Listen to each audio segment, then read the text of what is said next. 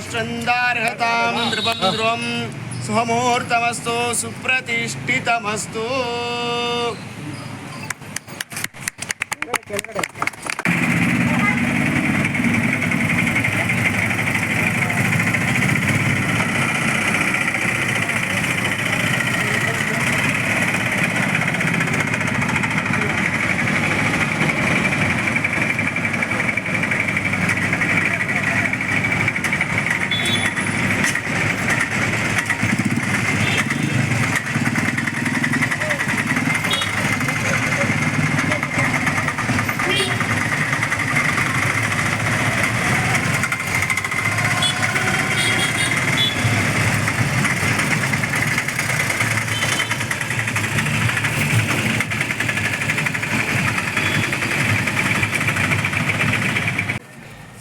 Sir, ಮೊನ್ನೆ ದಿನ ನಾವೇನು ಮಾಧ್ಯಮ ಗೋಷ್ಠಿ ಕರೆದು ನಮ್ಮ ಚಿಕ್ಕಬಳ್ಳಾಪುರ ಜನತೆಗೆ ಮಹಾಶಿವರಾತ್ರಿ ಹಬ್ಬದ ಅಂಗವಾಗಿ ಉಚಿತ ಆಟೋ ಸೇವೆಯನ್ನು ಕಲ್ಪಿಸ್ಕೊಡ್ತೀವಿ ಅಂತ ನಾವೇನು ಮಾಧ್ಯಮ ಗೋಷ್ಠಿ ಕರೆದು ಹೇಳಿದ್ವಿ, ಆ ಕಾರ್ಯಕ್ರಮವನ್ನು ಶ್ರೀ ಭಗವಂತ ಹನುಮನ ಆಶೀರ್ವಾದದಿಂದ, ವಿಘ್ನೇಶ್ವರನ ಆಶೀರ್ವಾದದಿಂದ ಈ ವಿಘ್ನೇಶ್ವರನ ಹತ್ರ ಪಂಚಮುಖಿ ಆಂಜನೇಯ ಸ್ವಾಮಿ ದೇವಾಲಯದಲ್ಲಿ ಪೂಜಾ ಕಾರ್ಯಕ್ರಮವನ್ನು ಹಮ್ಮಿಕೊಂಡು ಈ ದಿನ ಆಟೋಗಳಿಗೆ ನಾವು ಚಾಲನೆಯನ್ನು ಕೊಟ್ಟಿರ್ತೀವಿ.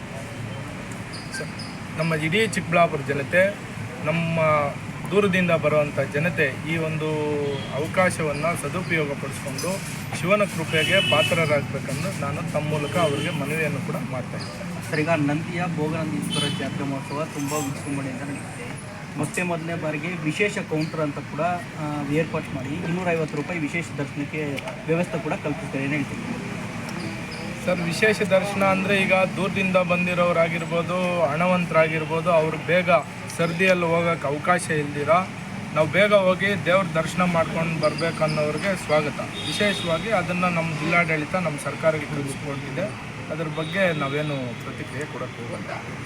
ಅದೇ ರೀತಿ ಸರ್ಕಾರಗಳು ಯಾವುದೇ ಈಗ ಮುಜರಾಯಿ ಇಲಾಖೆ ದೇವಸ್ಥಾನಗಳಿರ್ಬೋದು, ಈಗ ನಮ್ಮ ಚಿಕ್ಕಬಳ್ಳಾಪುರದಲ್ಲಿ 1100 ವರ್ಷಗಳ ಇತಿಹಾಸವುಳ್ಳಂಥ ಭೋಗನಂದೀಶ್ವರ, ಯೋಗನಂದೀಶ್ವರ ಇವತ್ತಿನ ದಿನ ನಾವು ತಮ್ಮ ಎಲ್ಲ ಸೋಷಿಯಲ್ ಮೀಡಿಯಲ್ಲಿ ಆಲ್ರೆಡಿ ಅದು ಪಬ್ಲಿಸಿಟಿ ಆಗಿದೆ ಅಂದ್ಕೊತೀವಿ. ನಮ್ಮ ಸ್ನೇಹಿತ ಅಭಿಲಾಷ್ ಅನ್ನೋರು ಕೂಡ ಇದ್ರ ಬಗ್ಗೆ ಪ್ರತಿಕ್ರಿಯೆ ಕೊಟ್ಟಿದ್ದಾರೆ.